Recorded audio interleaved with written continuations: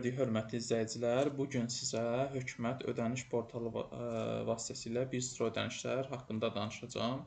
İlk növbədə qeyd edim ki, hökumət ödəniş portalı əvvəllər ayrıca bir sayt olaraq fəaliyyət göstərməkdə idi və hökumət ödəniş portallarını hökumət ödəniş portalı vasitəsilə istənilən ödənişləri ödəyə bilirdiniz. Lakin artıq həmin sayt bağlandığından və demək olar ki, bir çox internet bankinq xidməti göstərən banklar öz sistemlərinə, öz bankinqlərinə həmin hökumət ödəniş portalını əlavə etmişdir. Ümumiyyətcə hökumət ödəniş portalı vasitəsilə ödənilən bir sıra ödənişlər mühasiblərə və ya sahibkarlara rahatçılıq yaradır.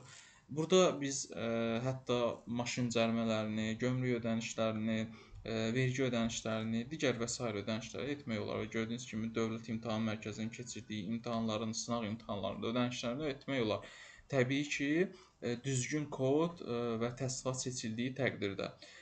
Bizim ən çox mühasib sahibkarların qarşılaşdığı nöqtə dövlət vergi xidməti və gömrük ödənişləri ilə bağlıdır ki, ilk növbədə gömrük ödənişlərini qeyd edim ki, gömrük ödənişlərində siz əgər bəyannaməniz gəlibsə, həmin bəyannamə nömrəsini qeyd etməklə bəyannaməyə aid bütün məlumatlar birbaşa gömrük komitəsinin sistemindən çəkərək bura gətirilir və sadəcə sizə ödəniş etmək qalır.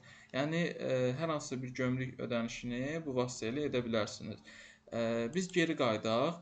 Digər tərəfdən məsələn dövlət vergi xidməti üzrə ödənişlər daha çox burada DSMF, Dövlət Sosial Müdafiə Fonduna, icbari tibbi sığortaya ödənilən ödənişlər diqqəti çəkir.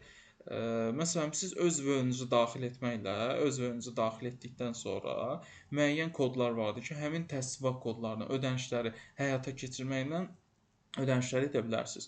Əgər sırf hər hansısa bir hüquqi şəxs, fiziki şəxs üçün və ya VÖ-nü olan fiziki şəxs və ya VÖ-nü olmayan vətəndaşlar üçün hər hansısa bir ödənişi ödəmək istəyirsinizsə, onu rəy bölməsinə qeyd edə bilərsiniz. Biz xüsusi olaraq onlarla bağlı video da çəkə bilərik.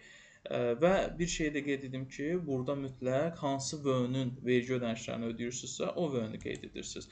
Hökumət ödəniş portalı vasitəsilə reklam ödənişləri, icbari tibbi sığorta ödənişlərini də ödəyə bilərsiniz. İcbari tibbi sığorta ilə bağlı əgər müəssisədə bilirsiniz ki, işçilərin, istehsalatda daha çox işləyən işçilərin məcburi sığortalanması vacibdir və həmin əgər sizin şirkət sığortalanıbsa, sığorta şirkəti tərəfindən VÖ-nü yazmaqla avtomatik birbaşa onun sığorta məlumatları çıxır və yenə sizə gömrük ödənişi kimi yalnız ödəniş etmək qalır. Yəni bu sadə prosesdir.